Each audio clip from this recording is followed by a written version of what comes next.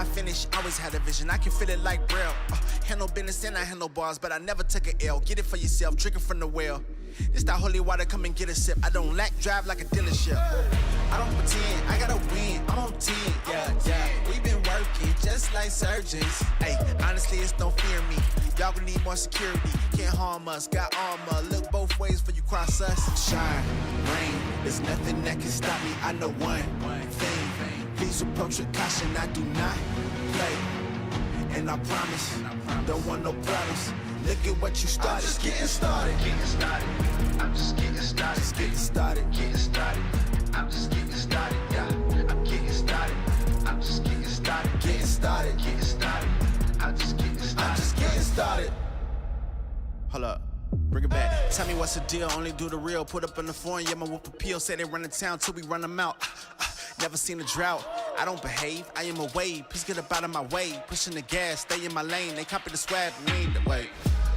We ain't the same, attacking the clones, they doing the most. I can't be a part of this game, I can't do that, ain't part of my ways, no way. Yeah, milking the game that's half and half, I'm dashing fast to the bait. Hard work, no fate, make moves and y'all can't wait. Shine, rain, there's nothing that can stop me. I know one thing. Please approach with caution, I do not play. And I promise, don't want no problems. Look at what you started. I'm just getting started. I'm just getting started. Just getting started. Getting started. I'm just getting started, yeah. I'm getting started. I'm just getting started. Getting started. Getting started. I'm just getting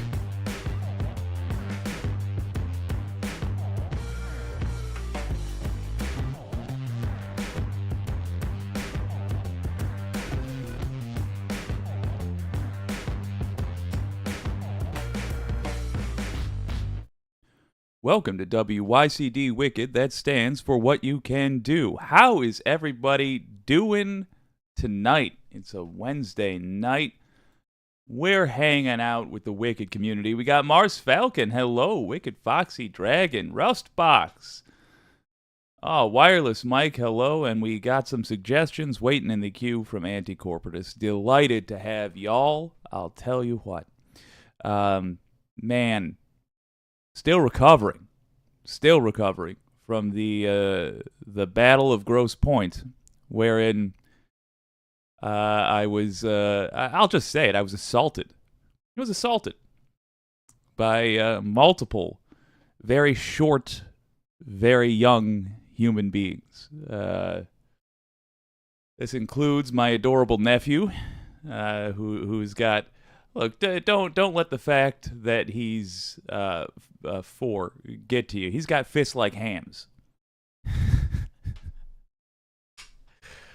Oh, no, I've been hanging out with the kids, and it's further proof that I shouldn't have them.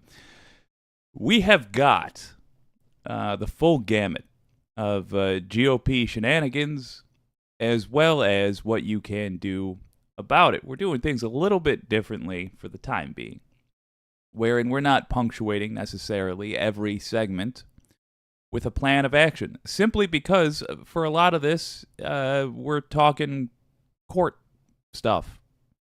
It's important to know about. I think for other plans that we pursue, such as running for office, it's good to have at least a basic understanding of what's happening, who the players are, etc., etc. But you can't...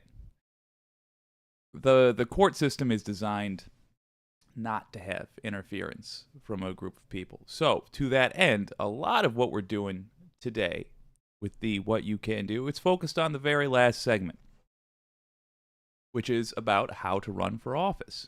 And I don't mean how to utterly change your life and have a brand new career starting from scratch. I mean, quite simply, how do you get started in politics? What does your first political office look like, and how do you get there? What does a campaign look like? Look, even if you end up not running yourself, and I'll give you a full disclaimer, this is my likely path. I don't actually plan to run for an office myself, but I do plan to work on some campaigns in the future. So even if you are like that, you don't want to personally be the guy or the gal in the seat, but you want somebody good put there. Well, this also talks about the various positions in a campaign, why they are important, what they do. That's important as well. And even at the city council level, you can volunteer to be this for somebody. You ever had a friend that you thought, God, this person should run for office, and you tell them, you should run for office. And they say, yeah, I don't really know any of that. And the conversation moves on. Well, it's going to be a very different conversation if you say, you should run for office. I could be your campaign manager. I know the basics of it. I could be the person that does financing for you. There are positions you might find you have a talent for that I'd like you to consider. We're going to talk about that today. But first, we're going to get the context in the United States of America. Wicked Foxy Dragon. Hey, watch the short jokes. 411. You would tower over my assailant. This brute of a man barely comes up to knee height. I'm hoping one day, after I've heroically given my life fending off the alien invasion, he's looking back over old WYCD footage and sees his 36-year-old uncle accusing him of assault. Okay. I do have something I'd like to crack into. Let's start with this here.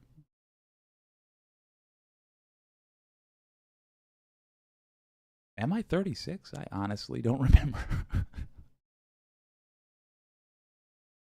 We should probably have an idea of who MAGA is. Like, well, sometimes, when a politician is out there in the world, sometimes they say something or do something that accidentally lets their real character slip. You know?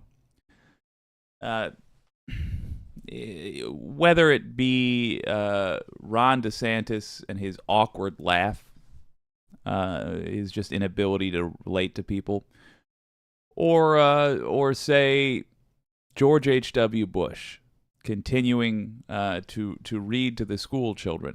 By the way, I'm not even saying I would have done better in either of these situations, including the awkward laugh. But it tells you a little bit about who they are. Well, Lauren Boebert recently had one such scenario. In this case, she was dealing with people who were genuinely hurting over an issue, and they were trying to sway her with a pamphlet. Here is how she, even if you disagree with that, with whatever the person's coming to you to talk about, when they're clearly hurting, you're at least respectful of how they feel about it, one might think. If you're a decent person, that's what you do. Here's how she handled it.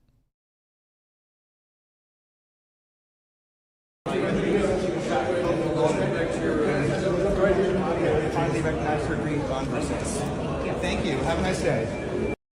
So just for context, because this doesn't tell you right off the bat, what that is there is a pin with a picture of one of the children who was victims of a school shooting.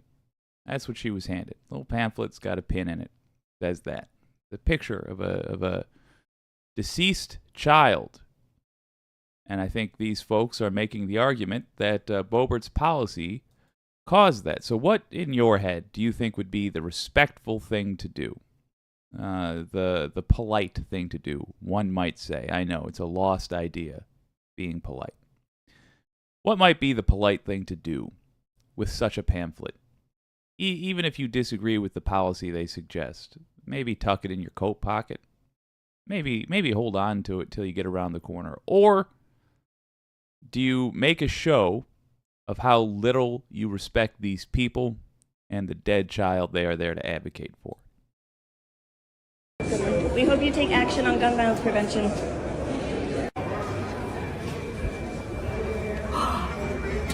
Take a picture of that. And that, right there, is the dead child Boebert disrespected by hurling her pin in the trash can. Now, you might ask, why a pin? Why a pin? Well, I imagine it has something to do with the fact that Lauren Boebert and her filth wear AR-15 pins on the floor of Congress. That's what they do. They celebrate the weapon that killed these children. And in case you had any question, like maybe it was like the way they celebrate the cross, in that they are celebrating the sacrifice and the victim of the weapon. Now you know, right there next to what appears to be some takeout soup, she threw the image of a victim of her policies. That's who Lauren Boebert is. God.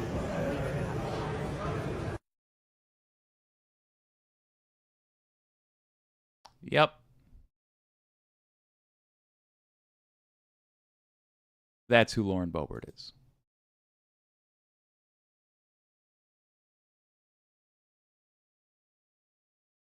So it's important you have an idea of the character of the folks you might be running against in 2024. If you start to wonder, am I viewing these people as a cartoon? There's your answer. You might be viewing them as a cartoon. That's because they're cartoon villains. Absolutely disgraceful behavior and further motivation for an absolute sweep of the House, Senate, and White House in 2024. We need that because this ideology needs to be rejected thoroughly by the American people. Yeah, for the sake of our country. Yeah, for the sake of the health of the whole rest of the world. But I'll be honest with you, equally as much for our place in the history books. There will be strong opinions held about the people alive right now by future generations. Extraordinarily strong opinions.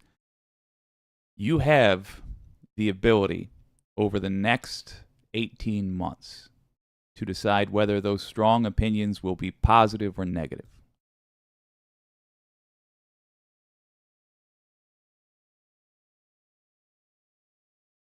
Let's see what the Wicked community has to say. Wicked Foxy Dragon, disgusting piece of human garbage. Agreed. I take that back. She should not be called human. Yes, I wholeheartedly agree. Kind of a bummer. I know. But first of all, if you do want a little wicked there, yeah, share that clip around. Link is in the description. It's a very short clip. Share it around. Make regular folks aware of who we're talking about when we talk about these people. The next time Lauren Boebert is invited onto CNN and she is not questioned at all about her behavior, make sure that clip is in the minds of people that might have otherwise have formed very generous opinions of her. She's not deserving of them. She's not deserving of that kind of consideration, and she's certainly not not deserving of being painted as as somebody who has any sort of interest in helping people. She's not in office for that reason, obviously.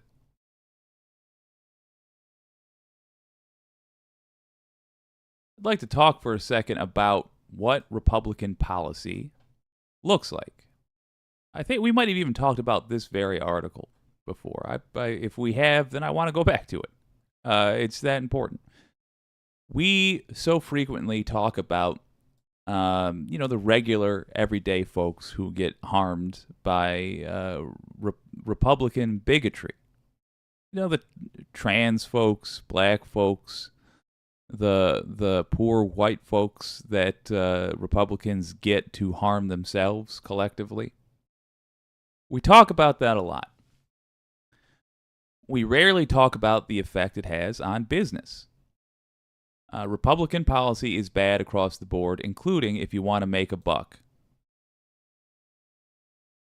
This is from Raw Story. Experts panic over Florida tourism as major conventions flee. Here we go. State's unfriendly political environment. Convention organizers are pulling out of Florida, which is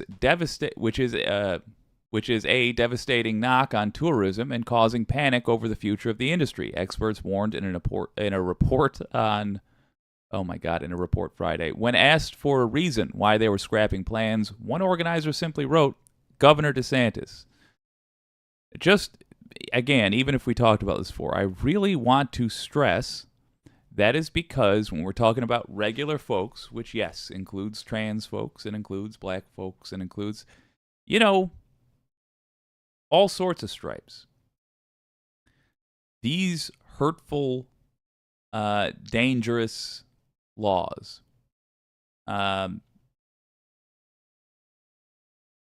nobody wants to be around them. And if you think that's good, then you don't understand how much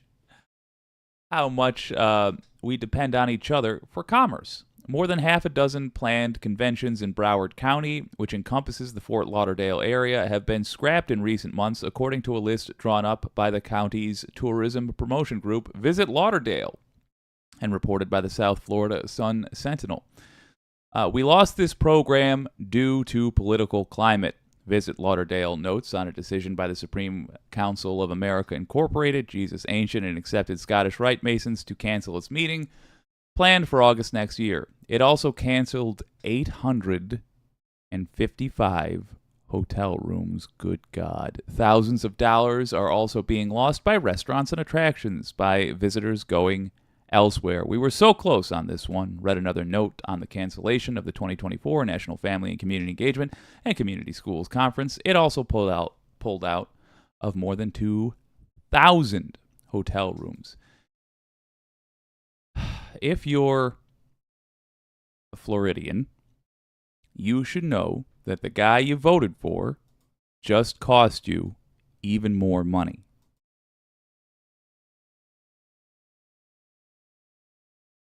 If you are planning on running against these clowns, this is the sort of thing to bring up.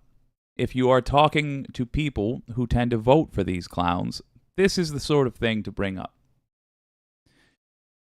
You would be correct if you were to say that these bigots are bigots and therefore on that alone should not be voted for.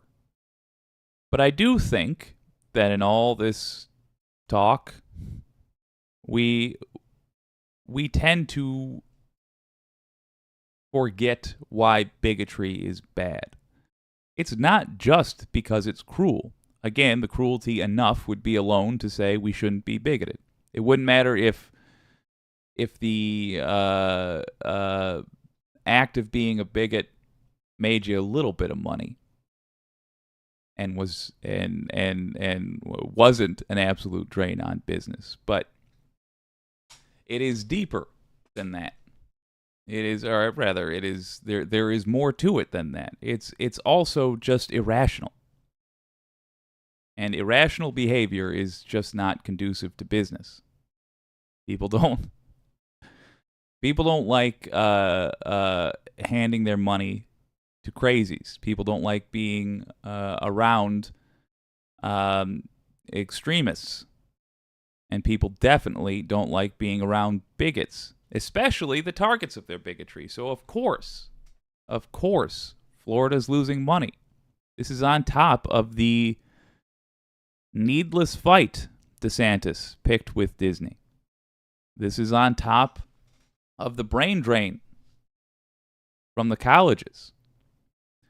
There are also hotel rooms being canceled, conventions being placed elsewhere simply because people don't want to be around this. Very useful for potential Republican voters to see. Link is in the description. It's something to show them. You can add the line when you share it as simply bigotry is bad for business, because that's a fact. More tools for your persuasion toolkit if kindness is not enough of an appeal. Wireless mic. Oh, never mind. My playback didn't start, so I'm behind. Is it just quiet so far, wireless mic? I don't think you're missing comments. You know what, folks? How about this? You may need to refresh if the stream hasn't started for you. Well, let's hope. Let's hope that folks can see. That's why I'm always a little unsure with the YouTube functionality. It's mostly good, but from time to time, oh boy. Got a suggestion from Wicked Foxy Dragon that I would like to have a look at with yous. I think it'll be an educational moment. Let me get this queued up here.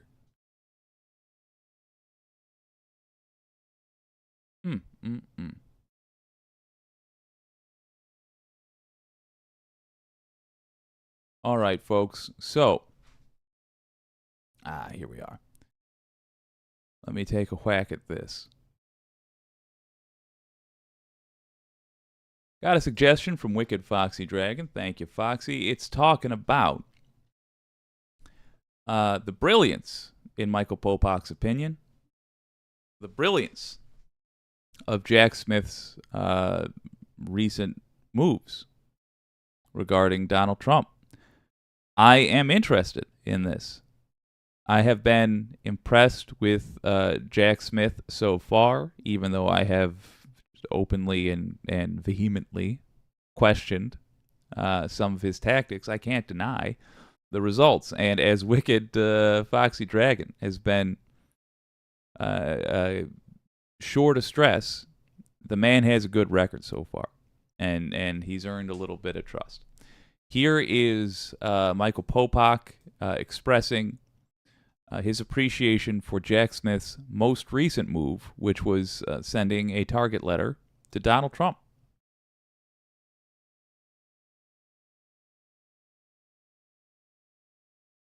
This is Michael Popok. Two major events happened in the last 48 hours. One, Donald Trump got a target letter from Jack Smith saying that he is the target of a criminal investigation in the District of Columbia. They didn't say for what, but we know it's the Jan 6th interference, insurrection, seditious conspiracy, fake electors, cling to power, toppling of democracy, criminal scheme. We know it's that. And he's been invited, Donald Trump, to go and testify before the grand jury. Spoiler alert, he won't be doing that. Why did that come out on Sunday?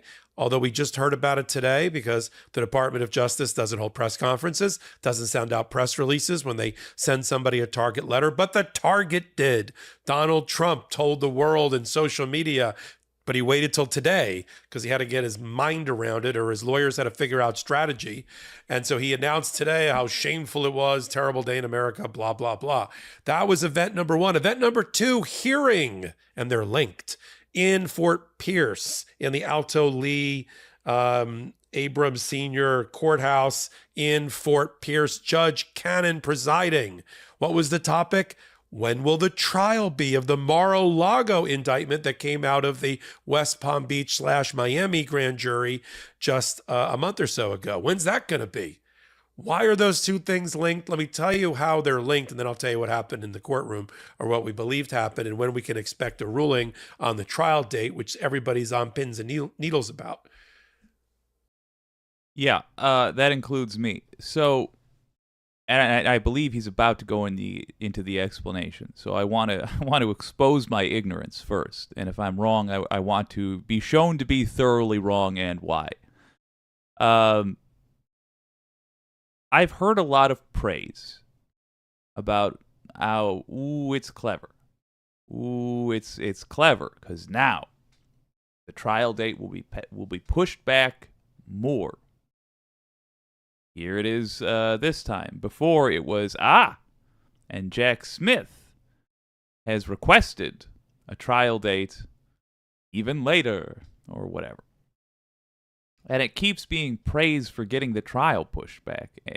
And I don't get why that's a good thing. I don't understand that. I believe we have a right to a trial as soon as is possible. Yes, you need to give the defense time to prepare, but I don't think that a billionaire and former president needs us in his court. He doesn't need us on his side of things advocating for him. I think he's fine. So I don't yet see why this is a good thing. I certainly don't think it's a bad thing, but I just don't see it, you know? I don't see how this was clever maneuvering. To me, it just seems like if he's a target, and you know he's going to be a target, and you want to wash your hands of any accusations of unfairness, you send him the target letter. But that said, Michael Popak is an actual practicing attorney. So let's get some education here. He will hopefully enlighten me. Jack Smith is a master craftsman, master strategist, and he's playing 5-dimensional chess while Donald Trump's playing like Parcheesi or checkers. Okay? How do I know that? Because Jack Smith could have sent that target letter telling Donald Trump, we're about to indict you, which is what the target letter means. It means he's going to be indicted either end of this week or beginning of next week, more likely Thursday or Friday of this week, with an arrest surrender arraignment on Monday or Tuesday next week. That's how it happened in Manhattan when he got indicted there. That's how it happened in Mar-a-Lago. That's how it's going to happen in the District of Columbia. So he knows, Jack Smith and his team, they know they've got a big hearing in front of a judge they don't really trust that much, that she's always going to do the right things. She's a little bit over her skis, whether you think she's MAGA or you think she's just not sophisticated enough for a case of this magnitude or a combination of those. Jack Smith's team is... Yeah, for the record, I think both of those things. He's got a jaundiced eye, I'm sure, when they look at Judge Cannon and all of her conduct and behavior, given that she tried to throw sand in the gears of the criminal investigation back last summer when Donald Trump went running to her, she was assigned to the case, and she stopped or interfered improperly with the search warrant process at Mar-a-Lago. And then, of course, she was slapped back hard by her bosses at the 11th Circuit Court of Appeals sitting in Atlanta. Now, having said all of that, that's the judge that the lawyers are now going to appear in front of. In fact, this is like the first time they've appeared in front of her, since the Mar-a-Lago indictment was filed, right? And, they didn't have that much contact with her except in those hearings related to the search warrant. So here we go. Trial setting. Briefs have already been filed.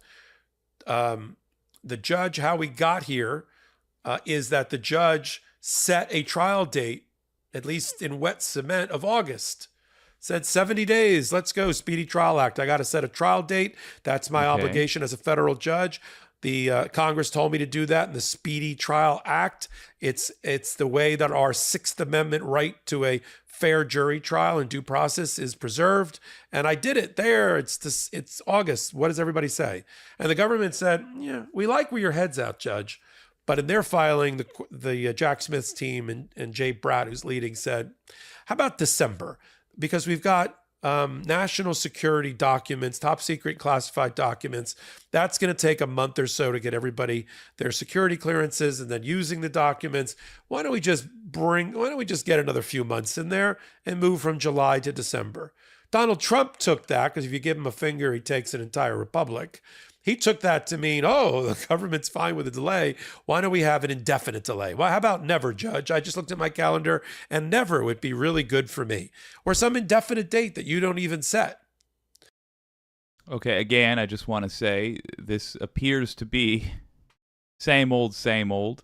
Trump arguing for what is in his best interest, and frustratingly, the DOJ arguing something for that's just kind of in his best interest, like in his second to best interest. Oh, we don't want him to be able to delay this indefinitely. That's crazy.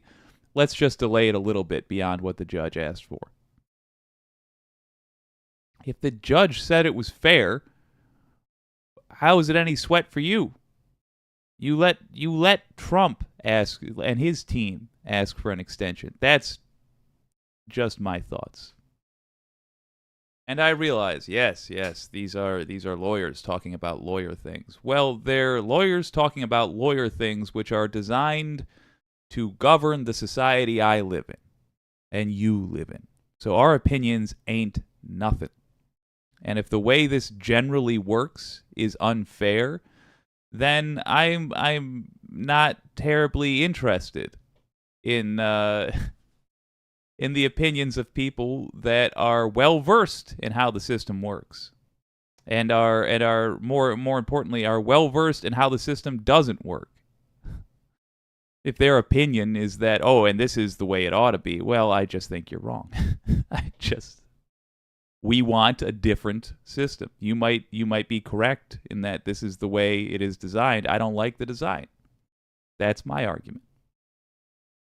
So having the prosecutor find ways to delay this for Trump, again, I'm being somewhat exaggerated in my own feelings here, to play devil's advocate for the other side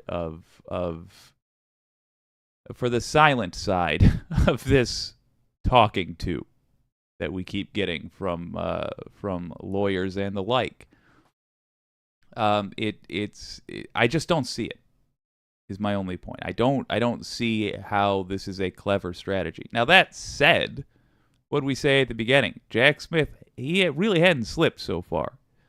So as I express this, it's all with the caveat that Jack Smith really does seem to be a good prosecutor, and really does seem to be, from all evidence that I have seen so far, interested in holding people accountable. So what I'm trying to figure out here with you is how that works. What was the clever thing here? What was the brilliant trap that Trump walked into? It's only a third of the way through the video. It's probably in all of our interests that I just let the man talk for a while here. But thus far, again, I don't see it. But it's there. I suspect it's there. Even though that's completely against the law of the Speedy Trial Act and the jurisprudence of the Supreme Court around it, they were like, leave it open. We'll figure it out later. We'll file motions. We'll have coffee sometime, Judge. Give us a call. So the judge said, yeah, all right, let's have a hearing. And then, of course, the Department of Justice had one more brief that they could file, which they did, in which they said, I don't know what law school, this is my paraphrase, I don't know what law school Donald Trump's lawyers went to, but they obviously were missing in action the day they taught the Speedy Trial Act and the Sixth Amendment. You have to set a trial date, Judge. And it can't be so far out into the future that it becomes no justice at all. Because the public is a stakeholder in this whole process. The public has the right to see justice done transparently in public in a short amount of time. And the other rationale and public policy behind the Speedy Trial Act is to get the defendant to trial so he can either clear his name or go to jail, and so he doesn't do any more crimes in the meantime. That sounds like given Trump, that sounds like a very good rationale. Today was the hearing. Knowing that today was the hearing, the Jack Smith team did a very, very smart thing. They sent the target letter to Donald Trump and effectively to the judge on Sunday. They knew Donald Trump. They were banking on Donald Trump posting it on his social media, and right on cue, he did. Now, I'm sure the delay between Sunday and Tuesday was Donald Trump's team trying to figure out whether that was in there, were they advantaged by that or disadvantaged by that at today's hearing in front of Judge Cannon? Because they knew the Department of Justice wasn't going to reveal it, but reporters started snooping around because, reporters are good at their job. And so they were worried that it was going to leak through the press. So they'd rather at that moment Donald Trump get on social media and say some crazy stuff about the prosecutor, which he did. But I think they were thinking about burying the story until after Tuesday's hearing. But Jack Smith knew that Donald Trump or the reporters were going to have to surface it. And that would be, that was postmarked and written directly to the judge, telling her the following as a shot across the bow: stop effing around with the Department of Justice and do your job as a federal judge. And if you don't do your job as a federal judge the right way here, supervised by your appellate bosses at the 11th Circuit Court of Appeals, we got another federal judge with a bigger, more complicated case involving Jan 6, insurrection, seditious conspiracy, and all of that we are filing this week. So you're not even the only federal judge this week that's going to be talking about defendant Donald Trump. So it sounds like the brilliant move was that by informing Trump he was a target, Trump would spill the beans. That knowledge would, of course, go immediately to Eileen Cannon, and Judge Cannon would then be making decisions in this case based around the knowledge that she will have peers. There will be other cases. She will be compared to those cases. Fair enough. I don't think, personally, that was a piece of political maneuvering or media strategy of any sort. I think that was just an inevitable consequence of trying to go through the processes of court with a loudmouth defendant. Doesn't matter though. It's good. It's a good thing. Judge Cannon probably should be aware of the fact that her rulings will not just be scrutinized based on her previous rulings, which were embarrassing in this very case, but also based on the rulings other judges give, the treatment other judges provide to Donald Trump. If Donald Trump is treated like a big baby, if he is coddled like a big baby in Eileen Cannon's courtroom, then it will stick out. Good. Again, Jack Smith, no complaints. And Foxy, I mean, you're right. With this guy, it is always wiser to assume he's doing his job well, because at this point, he has done it well enough publicly that I do that face whenever I read a Jack Smith headline. Good call. Let's let this keep going. I'm going to read some of your comments in a moment. Drop them if you got some thoughts on this particular matter. We'll have two. And one of them is going to be in the District of Columbia. And as mixed bag as South Florida will be in picking a jury for Donald Trump, because there's a fair amount of Trumpers down there, having lived in South Florida for 20 years, I will tell you. There's an old joke that applies to jury selection in federal court in Florida. The more north you go in Florida, the more south you are. Understand? The more south you go, it's more New Yorkers and people from around the country, Midwesterners, and so it trends more Democratic, except in the most red section of Miami-Dade County.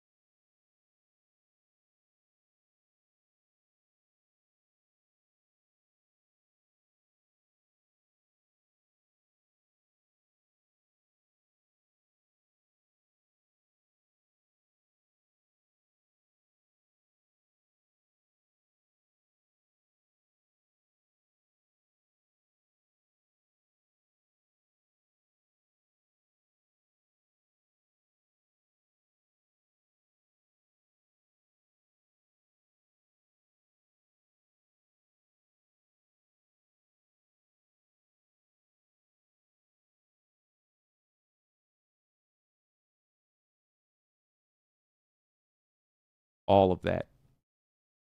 All of that. I'm so sorry. All right, I'm just going to leave the mic on permanently. I'll go back to self-editing my cursing.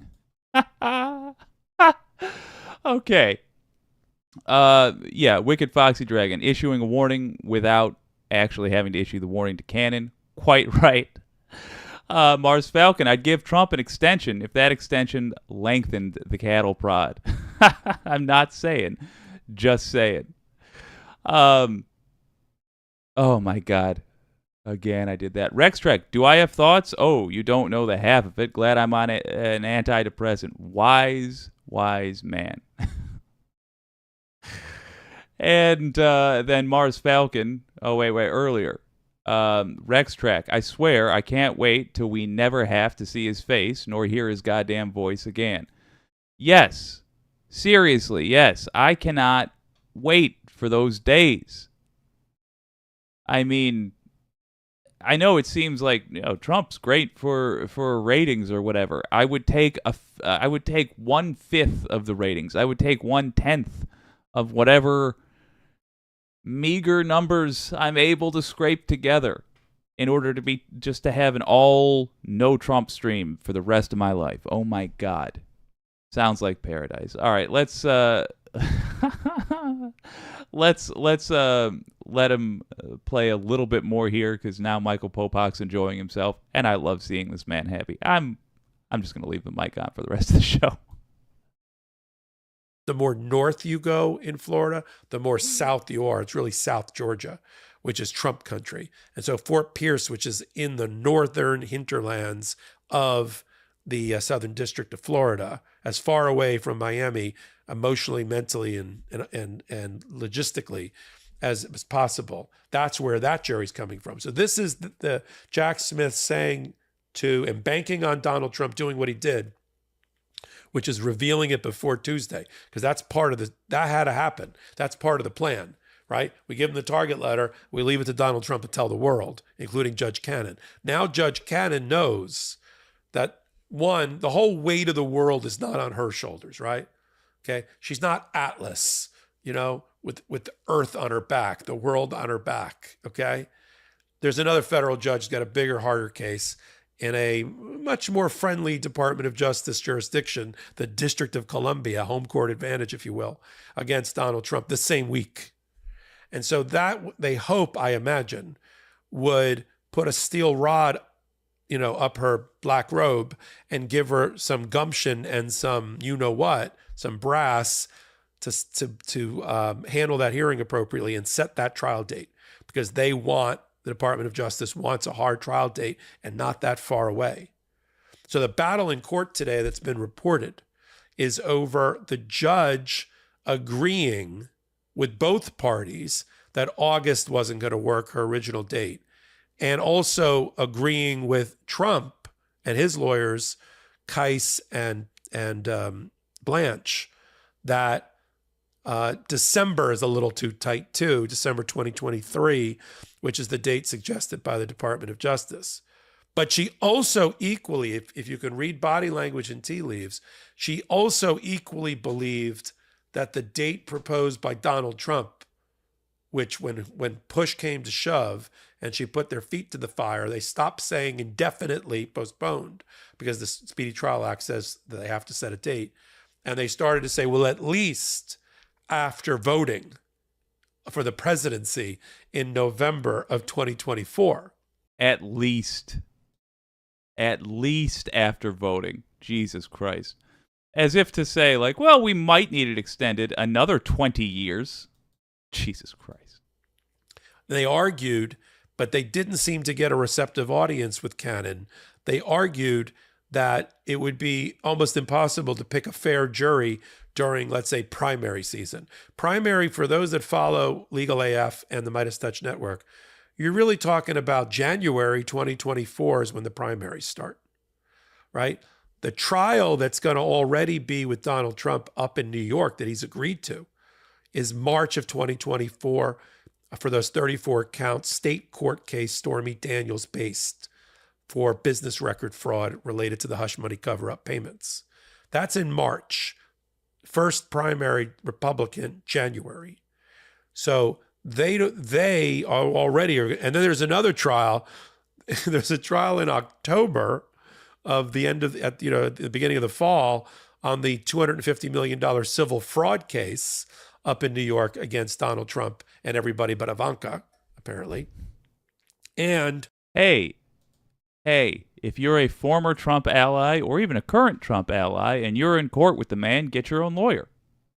Be like Ivanka.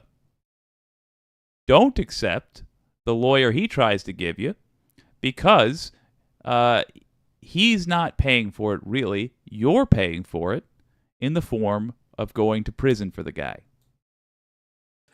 So you got that October, you then got the March, and they're trying to slot this one.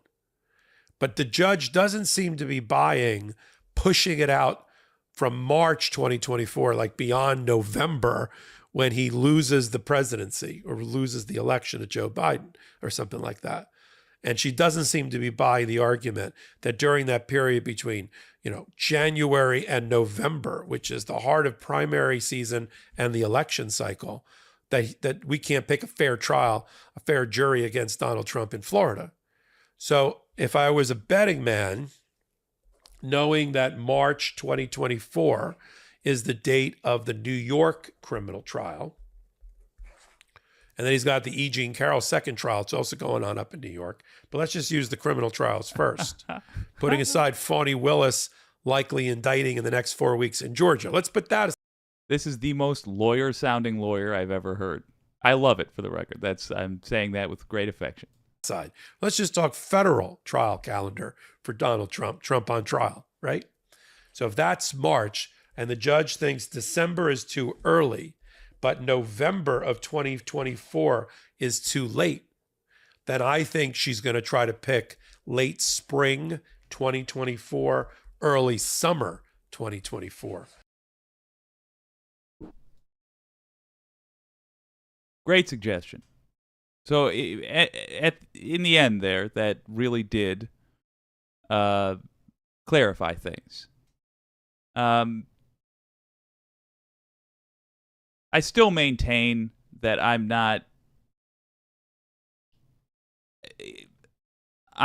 hesitant to be trusting of anybody in the DOJ on general principle. Because I am of the belief, whether it's right or wrong, that the safe thing to do is be untrusting of these folks until we have a conviction. But it doesn't, we don't need to create problems. We got enough to deal with already. We don't need to create stress. There's no reason, there's nothing Jack Smith has done to make us worry about him. He's done a hell of a job. And this all seems perfectly reasonable to me. It's worth remembering that Donald Trump declared his candidacy clearly as a way to get out of legal trouble when it was obvious that he was being investigated. Jack Smith is in the position he's in because of Trump's declaration of his candidacy. It was Merrick Garland before that. But kudos, Foxy. Good find. It makes the target letter.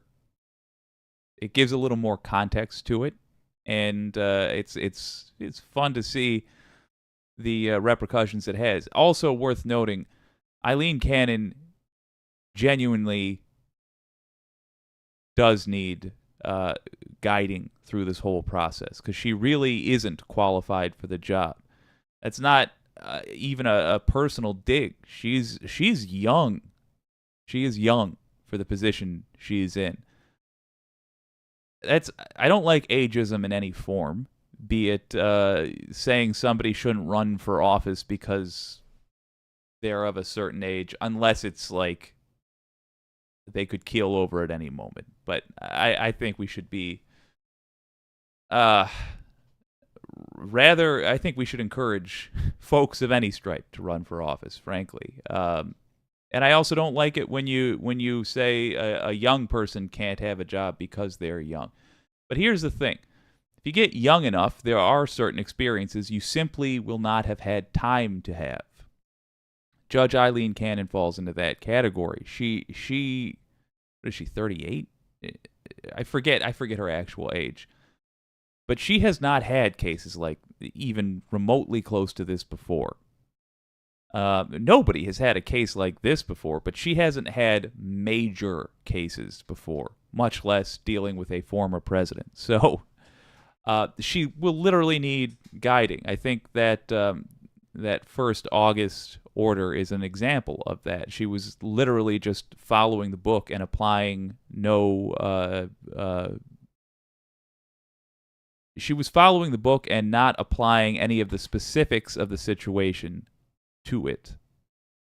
So I will add on to Popok's assessment that this might have been a kindness as well from Jack Smith, essentially saying, all right, look, you're going to have a template you can follow now, and you should probably, and I'm not saying for the ruling she's going to give, but just for how to do the procedure of this thing, like to not embarrass yourself or us or make this look like a show trial. You can follow this template that is inevitably going to happen when other experienced judges get this. And here's a reasonable window of opportunity for you to hold the next step of this thing. Which, again, not an insult to Eileen Cannon. Everybody's got a first. I don't like her. I don't think she has good judgment, but that's separate. Let's set that aside for a moment. Everybody's got a first big trial, and it's unfortunate for her that her first truly big trial is the biggest the country has ever seen. That sucks, man. That's bad luck. I will genuinely be sympathetic to her in that regard. And I do think the presence of another similar trial cropping up that we knew was going to happen and will, in fact, now be the biggest, most important trial maybe ever in the United States of America, at least thus far, and God willing, only ever, is going to be here and can be looked at for guidance. Good. Oh, I'm going to have to edit out the quiet parts. Damn it. Rex Trek, let's go back down. Wicked Foxy Dragon, giving her cliff notes. Exactly. No, Wicked Foxy Dragon, she says, but she didn't run for judge. No, she didn't run, and if I said ran, I apologize. She was appointed, but she was she did the Trump era thing of writing something very flowery and praising of the Fuhrer. And I'll go back into Eileen Cannon's background in a near future episode because it's interesting. But she did the standard thing, like William Barr did, where he wrote some article, an opinion piece saying like Trump should never have to show his taxes, and here's why I think that's the case. And then Attorney General. So her appointment came from a bit of politicking, and also, I mean, everybody. If I was in that profession, I would want such an appointment. I don't think she can be blamed for desiring the job and taking the job when it was offered to her. It shouldn't have been offered to her because she was her experience when applying for previous positions, when listed out, was like laughably basic for having the position she is now in. No, you didn't say she ran, but you're talking about age limits for running. I think there should be age requirements for positions that are not elected.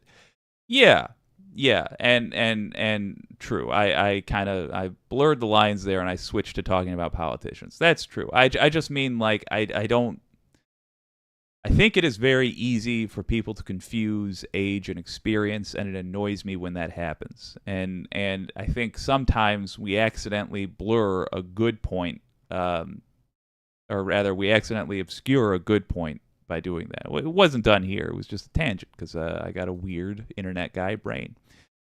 Related note, she was handpicked by the Federalist too, Christ. John here from San Francisco, California. Hello, John Bailey. Good to see you. Wireless mic, she's not qualified at all. Wholeheartedly agreed. Yep. Yeah. Just a little inside baseball here. When I had a radio show on the west coast of this here peninsula, I used to have a button that I would press to speak, and it was like an old-fashioned buy it from Circuit City, solder the thing into the console button that I would physically press. Just below the screen line here, every time I'm talking, I press on my desk for a button that is not there, and that button would unmute me. And it was so that, because it was a newsroom with a microphone, and so, like, you know, well, Duran Duran was playing, waiting, and I'm waiting for my news thing. You don't hear the sound of, like, me shuffling papers and clicking on things. But switching to something without any sort of haptic, like any physical feedback, I just forget. I forget, and I'm so used. I will probably spend the rest of my broadcasting career pressing a button which isn't there whenever I talk to a mic. Oof. Oh, Wicked Foxy Dragon. Oh my God, I haven't heard Circuit City in forever. Oh, showing your age, Jake. Yep. Oh, it's going to keep happening. Oh, God. Oh, Anticorporatist gave us a suggestion. Let's do a pick-me-up here. There is a political point to be made coming up, but go with me for a moment on this, because this is one of those feel-good stories, and it might seem somewhat out of place here, but when Anticorporatist shared this, I immediately had a thought about it that I wanted to share with you. For the record, people all the time send in clips to what you can do at WYCDnetwork.com. And I watch just about all of them. I'll tell you, many times I have played one and then forgotten to credit the person who sent it. If that is the case, I apologize. But thank you. It has helped keep my algorithm from becoming too samey. And that is incredibly important in this day and age. Let's get to this clip Anticorporatist sent in.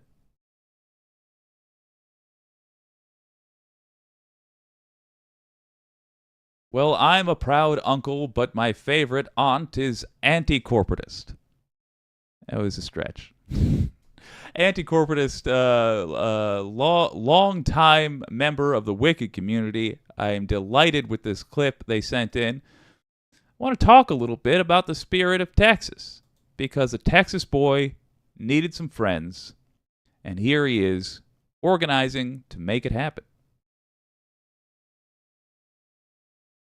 How hard it can be to make a new friend, even as adults. Yeah. Well, there's a new video showing a Texas boy going door to door looking to make friends, and it's now gone viral. As NBC News correspondent.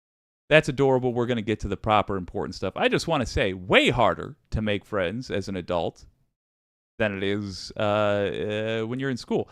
Look, it's easy to make friends in school and in prison and in the military because you're forced to be in a room with folks. And that's just a fact. But okay, here we go. Maura Barrett shows us he ended up mobilizing an entire community. A Ring camera capturing the moment 11-year-old Shaden Walker set out on a mission. Hi. I just wanted to see if you knew any kids around like 11 or 12 maybe, because I need some friends, like really bad. His neighbor, Brennan Ray, originally directed him to a house next door. So the house to your right, there's 2 kids that live there. Well, they're not my friends anymore because, they're bullies to me. Oh, I'm sorry about that, man. They keep bullying me. Well, that's heartbreaking. But what an articulate 11-year-old who's out there just making his point in a way that I can appreciate it. They're like, well, I don't like their character. Just like, good on you, lad. All right, let's see what happens, though. The heartbreaking video going viral on TikTok, garnering over 69 million views since it was posted on July 4th. It happened so fast. We initially planned to go over and find out where Shaden lived and tell his parents the good news, like face to face. But it had gone so viral in a matter of hours that we didn't even get a chance to do that. So it just blew up. The response? Overwhelmingly positive, as his neighbors, Brennan and Angel, started a GoFundMe, hoping to raise money to make Shaden's summer shine a little brighter. I was just looking for friends, but now I got friends all over the world thanks to them. A local barbershop in Amarillo, Texas, even invited him for a fresh cut and a new pair of shoes. Shaden's mother was originally unaware of the TikTok. I was nervous what it was going to do, but it Look at turned this out to be scam. a beautiful thing. One message stood out. I had one man contact me and left me this message saying, I need you to tell your son that it's going to be okay. You have a good day. Shaden sharing advice with us for other kids like him. Well, if you are being bullied, just contact me. I can help those bullies, and I can help you if you're being bullied. Oh Proving my that word. Speaking up helps him find the support of his community. My self-confidence has gone through the roof, and my happiness has definitely gone through the roof. I mean, you can reach to the sun. To infinity and beyond with happiness. I gotta say, I love these stories about when Yeah. social media actually. So, look, feel good story. Delighted. Where did this take place? Texas. Young man went up to a door, didn't get shot through it. That's nice. Asked his neighbors for help finding friends. And they helped him find friends. And now he's a minor internet celebrity. By the way, one of the most charismatic young gentlemen I have ever seen. And he's going to do great. And his neighbors are lovely people. They'll probably be friends with that family for the rest of their lives. Cool. Again, I stress, this happened in Texas. What's all this stuff we hear about Texas? Well, pushing immigrants into a river full of barbed wire. That's also Texas. It tells me that there is decency in that state on a person-to-person interaction level. There is goodness to be had, and to be fostered, and to be grown. Let's take some wisdom from this young guy. Go back a little bit here. Real quick. What did he say? Whoopsie daisy. What did he say right here? My happiness has definitely gone through the roof. I mean, you can reach to the sun. To infinity and beyond. That's adorable. Self-confidence has gone through the roof. And I can help you if you're Here we go. contact me. Other kids like him. Okay. Listen to what this sweet little boy said. Well, if you are being bullied, just contact me. I can help those bullies, and I can help you if you're being bullied. If you are being bullied, contact me. Damn it. If you are being bullied, contact me. I can help those being bullied, and I can help you. he's trying to help other folks. And I dare say he's even helping the bullies. Just become better people. I think a lot of folks who are doing some of the most evil things in the United States right now simply don't have anything better to do with their energy. Yeah, there's an issue with hatred that we are going to have to deal with. It's true, and I don't want to pretend like those are going to instantly go away if we focus folks on other things. But when we're talking about how to win Texas in 2024, there has to be more to our strategy than simply telling folks they've been bad and it's time to be good. That's going to have to be part of the message, but there has to be more to it than that. Showing people what they can work on to improve their lives and the lives of others, what they can work on right now. That's going to be a hell of an advertisement for the rest of your political leanings. I would encourage you to look for problems in Texas that you think can be solved with community action. And get folks working on those. Send me a message at send me a message at whycdnetwork.com, and I'll do a what you can do about it. And we'll lend our help. But at a community level, first of all, if you're in Texas, certainly at a community level, look at ways you can use the desire, the inherent desire people have to be good, positively. Remember that there are people in Texas like this little boy and his neighbors who are wonderful human beings. And that even though the bigots are there, there's also people like this. There's plenty of Aidens out there who are not 11, but are in fact currently 17, and they're about to be 18. We want them to be voting, because I have a feeling they're going to vote for decency. In efforts like this, where you are dealing with stuff that's just south of politics, this is a great way to start introducing those kinds of folks to the political world. Look for local community efforts that solve problems and get involved with them, in other words, and meet people and network.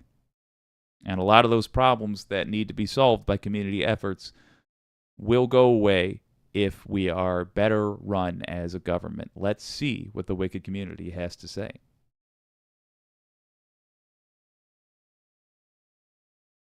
Mars Falcon, understood. I speak less and less my actual thoughts because of, all right, let's have a look.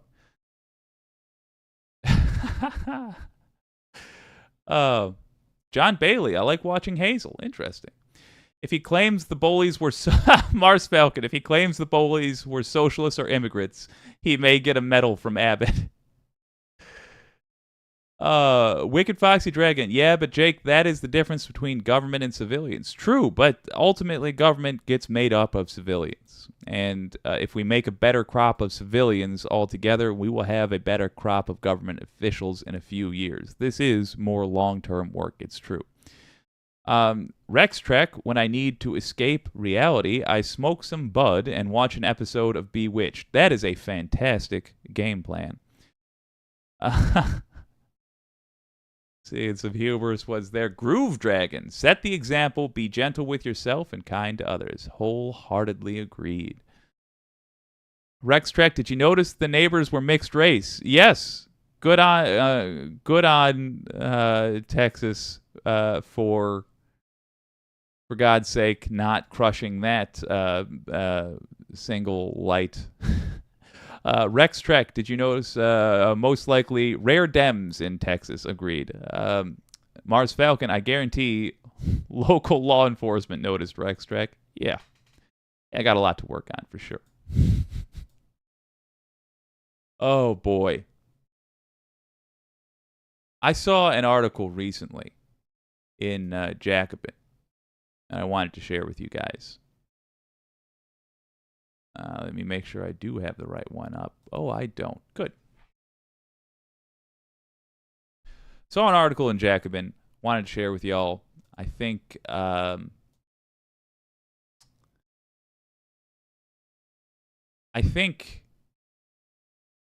it basically just confirms more or less what we thought was the case, but it's good to know that at least according to this person, our assessment of how people fall down the rabbit hole is correct.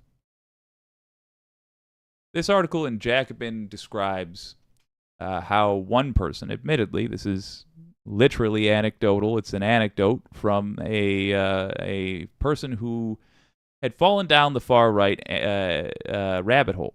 And this article in Jacobin describes how they fell down that rabbit hole and how they got out.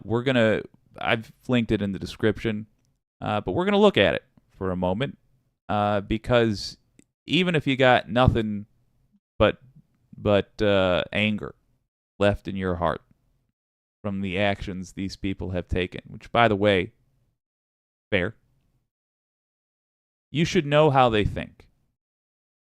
Now, I am interested in pulling people out of this because I think it's an obligation, number one, and number two, in the long term, I see value in people joining our side and providing us with insight and credibility as a political movement. I think of it just as decency as a political movement. I see value in bringing people over to this side and swaying. And I see value in the argument itself because I think when you work on convincing folks like this, you get better at articulating your own points. But understanding how this works is also important simply because you then know how people who are going to be voting against your and their own interests are thinking. So let's get to it. This is by Justin Brown Ramsey. I can vividly remember my first public confrontation after having fallen into the alt-right pipeline. A transgender classmate at Augusta University spoke up during a class discussion, and I saw an opportunity. By this point in my life, watching untold hours of videos with titles like Woke Feminist, owned by Stoic Libertarian, had trained me to pounce. Okay, right there it was eye-opening to me. I always wondered,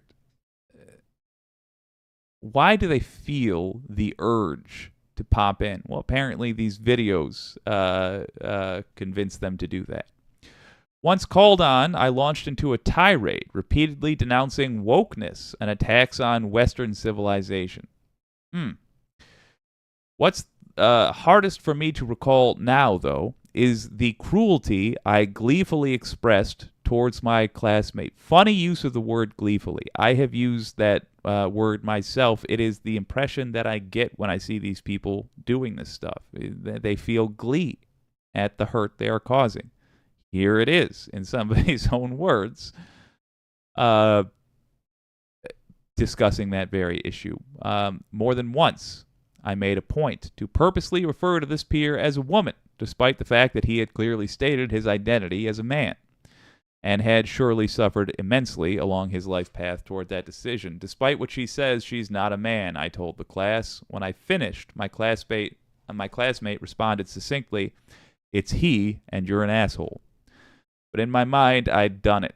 I had mounted a simultaneous attack on political correctness and defense of Western values. I had waded into the marketplace of ideas, done battle against progressivism, and that was all that mattered. More than anything, I was trying to emulate the man I'd grown to idolize, Dr. Jordan Peterson, of course. Okay.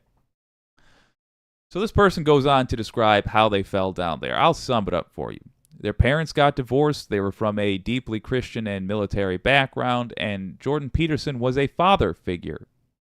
But more importantly, there was kindness and understanding and acceptance from Jordan Peterson. Let's see. What's the exact words? Feeling vulnerable and alone because of my parents' dissolving marriage, I decided to follow these preoccupations. Peterson offered me, at a time of personal strife, the kind of principled fatherly guidance and direction that had been absent in my life following my parents' divorce. During one particularly rough month in late 2018, for instance, Peterson's interviews and lectures gave me a reprieve from my parents' chaotic post-divorce spats. Made to split my time between two homes and two lives, I felt that the only constant was the steady stream of advice and empathy that Peterson offered me via lectures and interviews on YouTube. So I just want you, try to set aside whether you're right or wrong. Try to set aside whether the group of people we're talking about are evil or not, in your opinion. You all know I have mine. Looking at them just strategically. How many divorces are caused by financial troubles? How many people are going through financial troubles because of, say, medical expenses? How much personal strife are people going through, generally speaking, right now that they don't need to be going through? Bear that in mind, and then understand that there are a bunch of folks out there who are confused about politics. They're already exhausted. They're already in vulnerable places like this person. And then they are told, they come across a group where they see a lot of folks that look and act like themselves, and they're told, you're not the bad guys. There is somebody whose fault this is, and you can go get them. And I think suddenly the way these people behave makes a lot more sense. They're constantly told, these problems, which you are genuinely hurting from, are caused by a group of people, an ideology. Here's how you can identify them. Oh, it's easy to spot them. It's easy to spot them out in public. And they're the problem. When that happens, it does not surprise me that this person is gleefully being rude to a fellow student, is gleefully picking at these people, because this guy thinks in one way or another that his parents' divorce was caused by that, and he's getting kindness and as he says, empathy from Jordan Peterson. Whereas it's a hell of a lot harder to know that things are wrong in your life, and then you go looking for answers and you hear that you have a better lot than other people do. If you're a white man, you're hearing that oh, but you're privileged.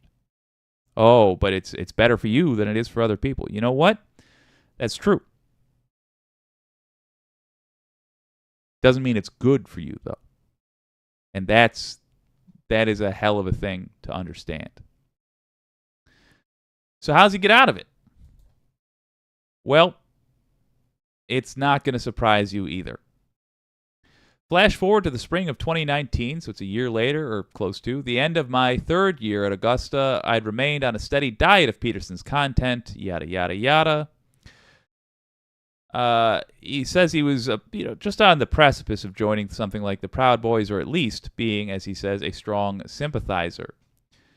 Then, as part of his college's English program, he had to take courses on African American literature, Shakespeare, and book history and print culture. The course on African American literature covered familiar canonical names: Phyllis Wheatley, Frederick Douglass, Paul Laurence Dunbar, Zora Neale Hurston, W.E.B. Du Bois, James Baldwin, yada, yada, yada. All right, here for what seemed like the first time since I discovered Peterson, I was tasked with a true liberal education, including hearing out and engaging with the plights and imaginations of people who saw their most basic rights suppressed. The defining feature of the course was the insistence of the professor that we ought to reflect upon our own position.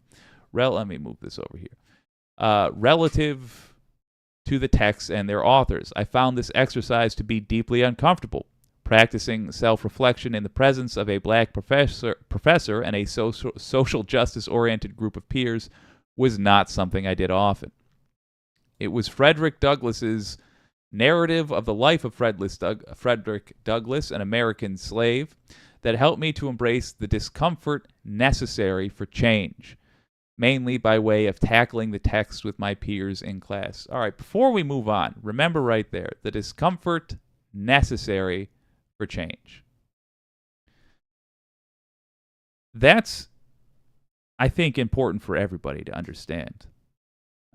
When he talks about discomfort being necessary for change, I don't think it's any different than the gym. I don't think it's any different than an awkward political conversation. Oftentimes, if things aren't working, it is because you're in a rut, a well-worn path that you are stuck in. Changing it is going to mean getting over that bump on the sides. It's going to be more difficult than what you are currently going through, but it will mean that if you are successful, then you are no longer in the rut. You are able to live a better life. But just bear that in mind when thinking about your own how you're approaching things, I would say. Douglass was a figure whose name I had heard often, but whose story I hadn't read in full by that point, which in retrospect seems like part of the problem behind the ease with which I fell down the alt-right rabbit hole. The narrative turned a mirror onto me and, in upsetting detail, showed me what my inclinations toward antagonizing those who looked, acted, or believed differently than myself was the self-same attitude, albeit less severe, and a century later, that led to Douglass's dehumanization. Remember earlier when we said, oh, and you can spot them, you can see who's causing the problem, you can tell who they are in a crowd. It's why that exists. It's an easy, wrong answer. Douglass's text confronted another core tenet that fueled my beliefs, the notion that I was the victim. Until this point, I had convinced myself by spending days consuming all kinds of alt-right propaganda that I occupied a position at the bottom of the rung of the social ladder, which led me to justify my bigoted thoughts and actions. In truth, the narrative showed me the opposite was true, historically speaking. Not only that, but also that I could and should use my station for good. Douglass et al. Were, in some sense, counting on sympathetic readers to aid in making their world better rather than wallow in the individualistic, self-made vision of the world that I'd built up because of thinkers like Peterson. In assigning the book and asking us to discuss it or read it out loud in class, the professor, in my mind, was harsh but ultimately fair in his methodology. By challenging me and my peers to address our preconceptions of the world, he helped us grow to see the parallels between our moment and the past, while also considering how our thoughts and actions inevitably create or prevent the creation of the kinds of institutions that led to Douglass's tribulations in the first place. Here it is. More than anything, the professor recognized the importance of taking us to task to learn and grow, rather than put us down and keep us there. To that point, I had not encountered such patience or responsibility from the likes of Peterson et al. Okay. So he goes on to talk about like how he perceived people, and he watched a debate between Peterson and Slavoj Žižek, thinking that Peterson was well-dressed and sounds very put together. More consistent in his cadence. But once the debate began, my impression of the two men flipped. I saw the artifice of my stand-in father crumble before the arguably simple procession of facts and sporadic rhetoric that characterized the goofy leftist arguments. That Peterson hadn't even bothered to read Marx's Communist Manifesto before the debate, despite carrying himself as well-read and always informed, was a revealing admission. I remember thinking. This video was one of many that would come to demolish my perception of Peterson as a figure worth emulating. Now, here's an important thing. The recommended tab, and by extension the algorithm as a whole, apparently influenced by my rare jaunt into something other than an antisocial and academized version of racism, transphobia, or elitism, slowly introduced me to Cornel West. Like Zizek, West presents himself as opposite to Peterson. Though both figures are engaging orators, West's articulating of history, theory, and politics was incredibly compelling to me. All right. It goes on and on and on and on. It's a good article. I recommend you have a look if you're curious to understand the psychology. But here are the basic points that I see from it. Number one, this guy was in an emotionally vulnerable place, created arguably by the very things he was arguing for. Essentially, living in a harsh America, he was in an emotionally vulnerable place, wherein he met somebody. He didn't meet somebody. He was introduced to a content creator that was kind and welcoming and yada yada yada, and told him the things that you might want to hear if you were looking for an easy answer where you're not the bad guy. Or rather, where there are bad guys, but you're not one of them. How did he get out of it? To me, that's the most important thing. In terms of nuts and bolts, got an education. That was huge. That allowed him to have the tools necessary for understanding arguments and the historical context of these things. And then, perhaps equally as importantly, he watched a debate between Peterson and a leftist. And what did that do? It opened up his algorithm. I've heard a lot of folks say, like, I don't like debate bros. And, all right, the stereotypical annoying debate person, fair enough. But there's a value there. I cannot tell you how many times I've heard a Majority Report person, a fan, contact the Majority Report and say, I chose, or I'm a leftist now, and I didn't used to be. I used to be far right, but then I heard your debate with X or Y or Z, and it started me watching clips, and now here I am. It's an opportunity to do exactly what it's supposed to do. You debate, you hold your ideas against each other, and the winner is the person who picks up more viewers than the loser. The winner is the person that sways more people. That's a good thing. So I would encourage internet lefties to get good at debating and then debate. I would encourage us to fight hard for education in all cases. And I would also encourage us to consider, as Michael Brooks would say, and as I was reminded recently by you all, to be kind to people but ruthless to systems.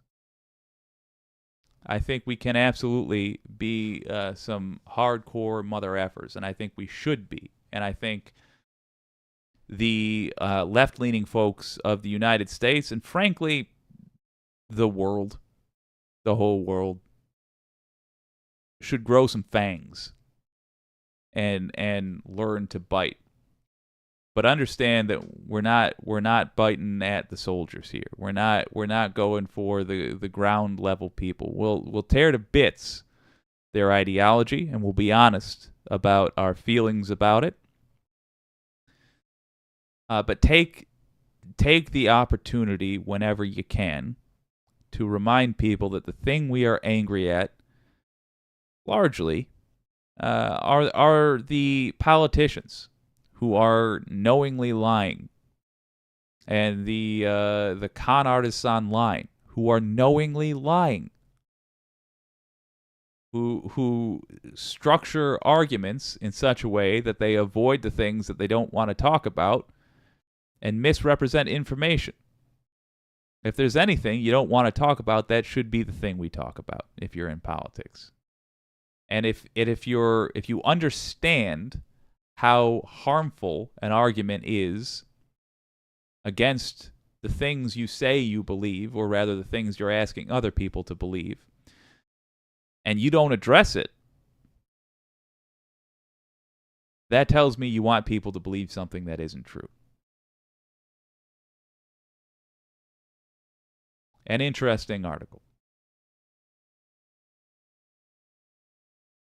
Groove Dragon. MAGA. Make Earth great again. Fair enough. They lie for clicks, says Groove Dragon. Wholeheartedly agreed.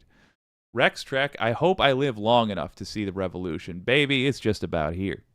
2024, I believe, is the beginning of it. Mars Falcon. Same at 52. Rex. Oh, let me go up. Rex Trek. At 63, the older I've gotten, the more liberal I've become. Yes. Hell yes. Mars Falcon says, same at 52, Rex Trek. Been leftward drifting my entire life. The more I experienced and learned. Beautiful. Beautiful. Mind-opening. Hell yeah. From Groove Dragon, also saying, until we are all free, none are free. Live and let live. Love and let love. Beautiful. The sins of the father. Yes, indeed. Wireless Mike. Oh, it can't just be. There we go. All right, folks. There's something I really want to share with you. If you take nothing else from tonight, save this link in the description. I'll show you the segment. And we'll go through it together. Stand by while I record. The most important thing we can do now, here, at this time on Earth, is run for office. Or be part of a team that's running for office.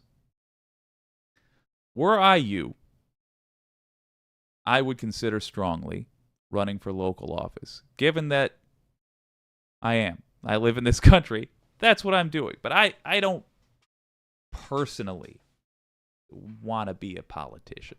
And if you don't want to be a politician, good news.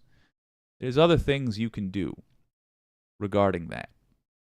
You can be part of a team. If you ever see like a boxcar racing league, there's people that make the car and there's people that drive it. You don't have to be the driver. You can just make the thing. That's what we're looking at here. This is also, though, how you can become the person in the seat. This is a guide on how to run for office. Now, this was made for 2022, but it's still perfectly relevant. It walks through rather beautifully just about everything you need. Here's the timeline. There's the time where you consider, and then you do an exploratory committee, and then you make the announcement, and that's all preparation. Interesting. Good to have it divided like that.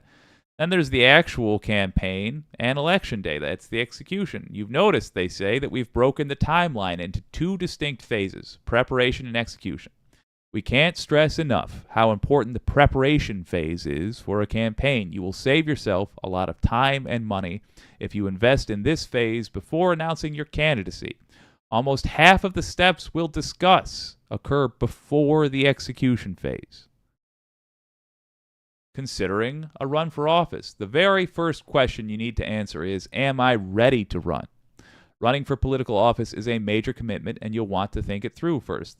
The first step is to understand the office. What is the name of the office you're running for? What are the specific traits and qualifications that this office holder must have in order to do a good job?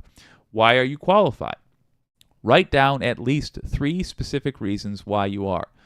Now, here's where I will jump in and say this.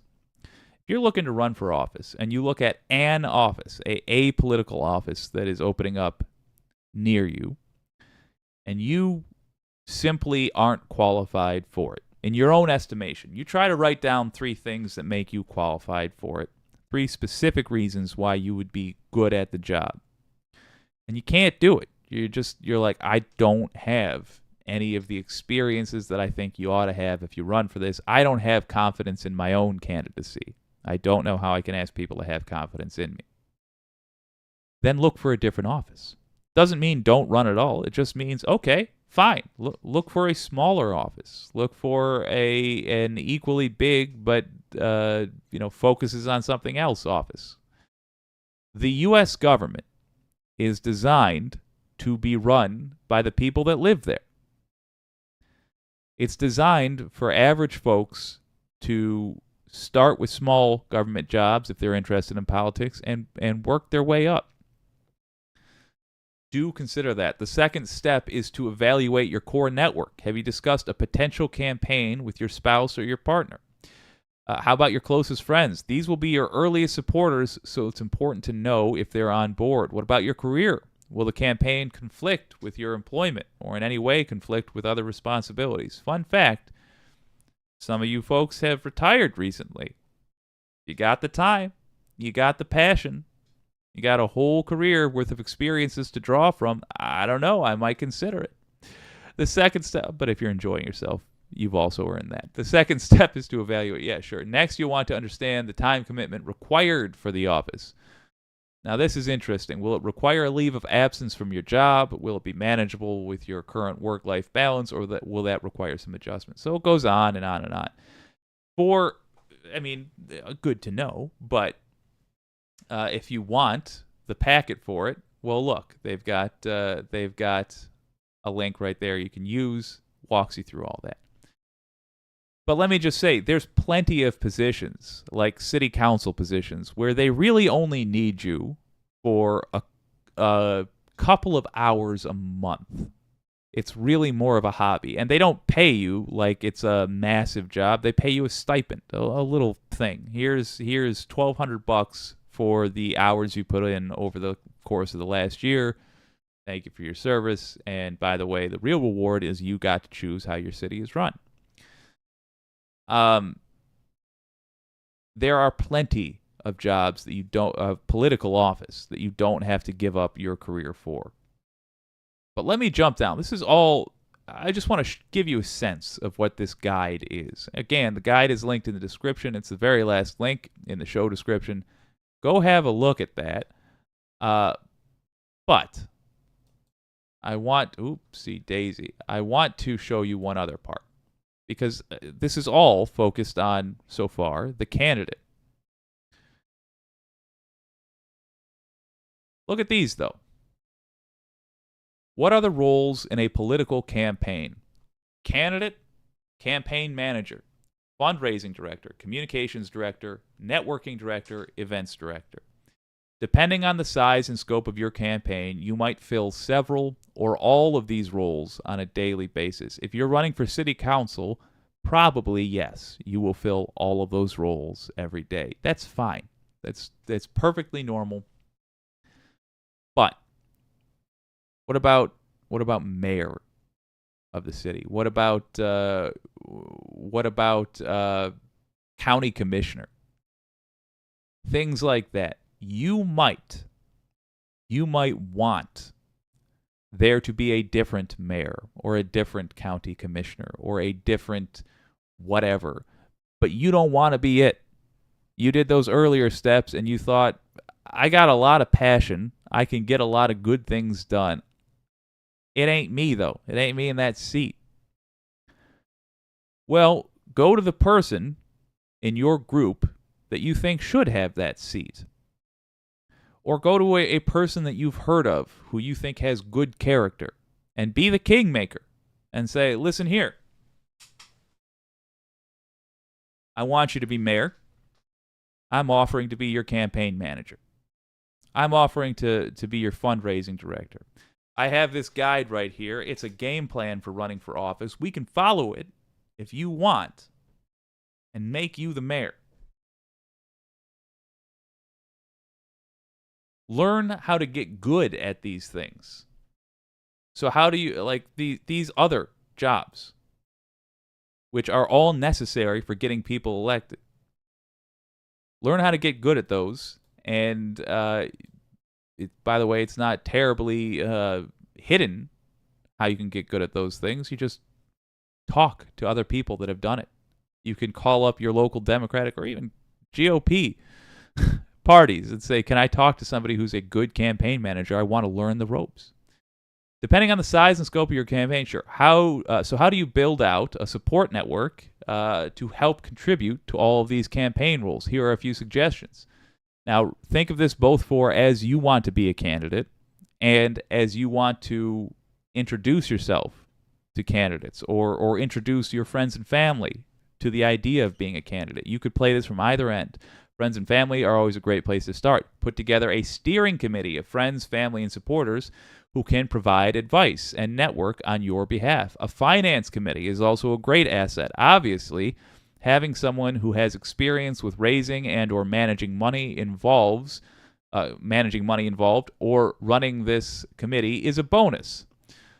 Building a rapid response team is extremely useful in our 24/7 social media environment. If you have a small team of folks who know your campaign messaging, they can tag team responses to news story comments, social media trolls, etc., etc. Wicked Foxy Dragon, if I'm ever dumb enough to run for office, I'm going to beg you to be on the rapid response team because you are the best at it that I know. The most important advice we can give you is never to turn away a volunteer. Find out what their strengths are and use them, but don't try to fit a square peg into a round hole. For example, if you know someone who is an introvert but wants to help, they probably won't feel comfortable knocking on doors or making phone calls. Instead, find out if there are other tasks he or she can do that are better aligned with their skills and personality. And folks, that is really what I want to highlight for you. If you are that person, if you find yourself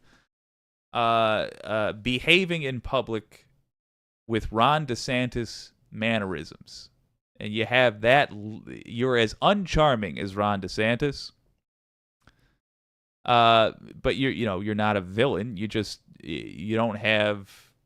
don't feel that you've got the stuff. That's fine. First of all, I would say that at the end of the day, if you truly know politics through and through, it wouldn't matter. But the point is, if that's what you think of yourself, you can still take one of these other jobs. You don't have to be the round peg. You can be the square peg and get involved with a campaign. And by the way, maybe in the course of doing that, you'll discover, oh, I do have what it takes. Oh, I've met candidates. They are flawed humans. Certainly, I am not more flawed than the candidates. That's equally likely. But get familiar.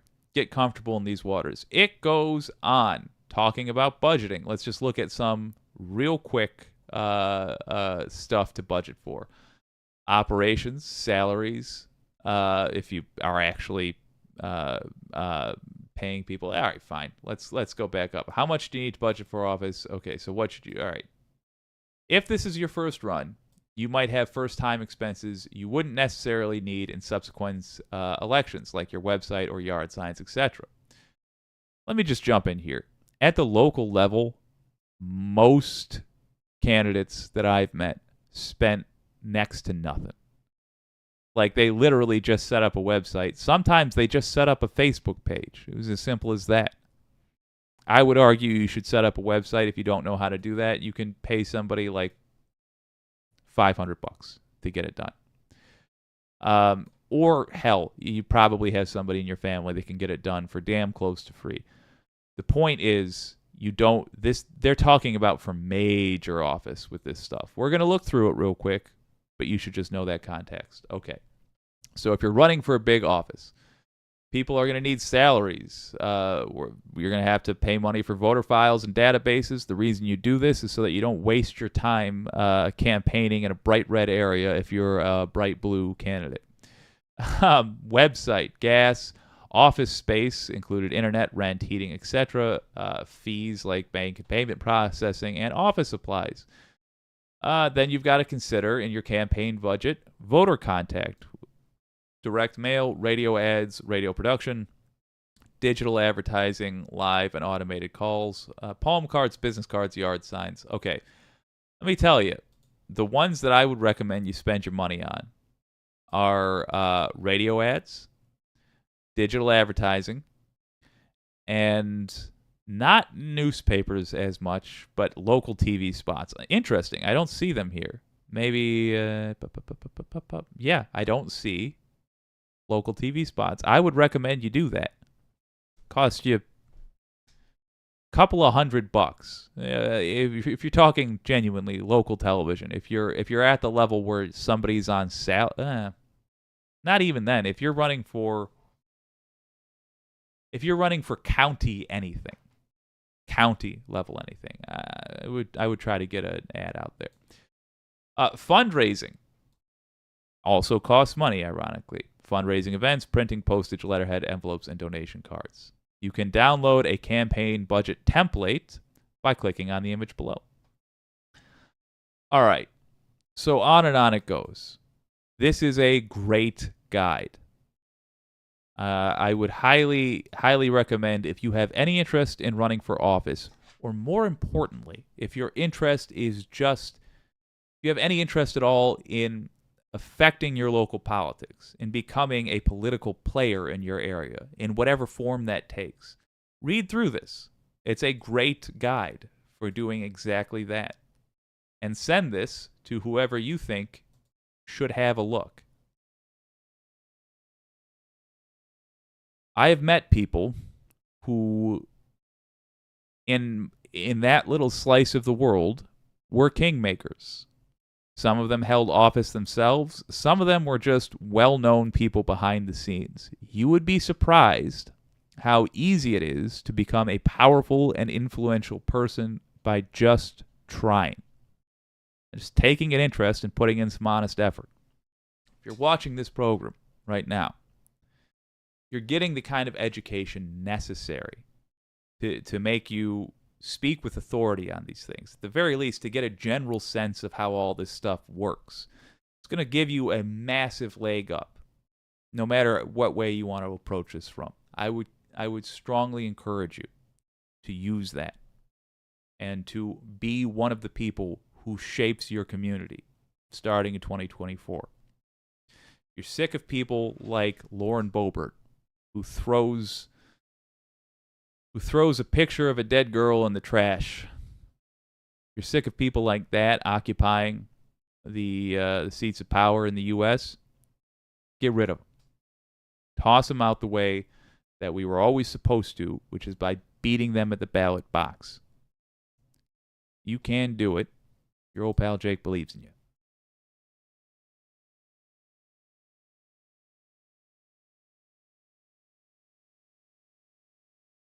Wireless mic. Local TV spots are expensive these days, especially in bigger cities. Yeah, that's fair. One thing that is useful is that there is a rule in the news where if one candidate gets interviewed for office, then all candidates for that office must be interviewed. You can take advantage of that. You simply make sure to make it easy to contact you and make yourself available for the local news. I don't remember what the TV rates were back in the day. I did sell ads for radio, and at small stations, they're like, you give $500 to a radio station, you can have your ads played all week. It's that cheap. I think the cheapest package I sold was like $200. And it consisted of like 9 15-second ads, if I'm remembering correctly. For a surprisingly small amount of money, you can appear in media. And if you want that to be even more effective, digital advertising. You can target it very specifically. You can obviously geofence it within the area that's relevant. And because you don't have to fire up a giant antenna powered by thousands and thousands of volts of electricity that all cost money to generate, the ads are cheaper. But regardless, I just think especially if you're talking like, good Lord, like city council, setting aside just a little bit of money for ads, couple of $100, you start saving now, put it in a jar, whatever, you'll have a massive edge. But I'm curious to know what y'all think about the other end of that. Like, not necessarily if you don't necessarily want to run for office yourself, but you want to be a kingmaker, you want to be a political player, you want to be on a team that's competing. Does that interest you at all? That for me is where I find the most appeal.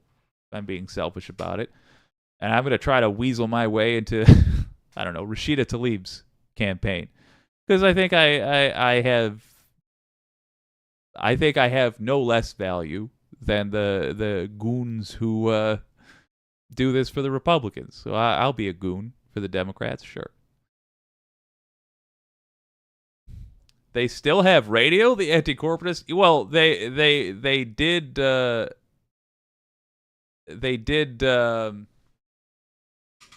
when I was there. They might not anymore because I was there. Oh, Rex Trek. Listen to you back in the day, you whippersnapper. Oh, listen to you back in the day, you whippersnapper. Damn it, I thought it was like my one fan from Grand Haven / Spring Lake. Anticorporatist, hi, still driving. Wicked Foxy Dragon. I would totally help you, Jake. Hell yeah. Hell yeah. Groove Dragon, she is my rep. Rashida Tlaib, she's mine too. Look at that. We're in the same general vicinity. Interesting with the UGG, though. I'm surprised that you're not digging her performance of late. Admittedly, it hadn't been perfect, but I feel like overall she's done a pretty good job. Wireless Mike, this is a great resource. Thanks for sharing, Jake. Well, it's my absolute pleasure. And on that note, good God, on that note, I better start uploading these puppies. This has been by the way, Wicked Foxy Dragon, I would totally help you. Thank you.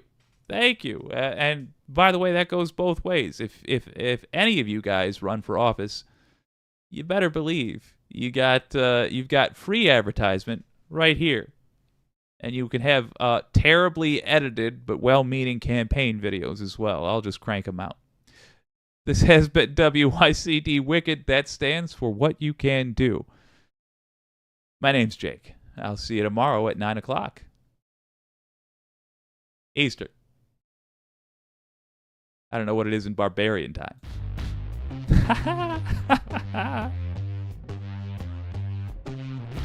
Oh.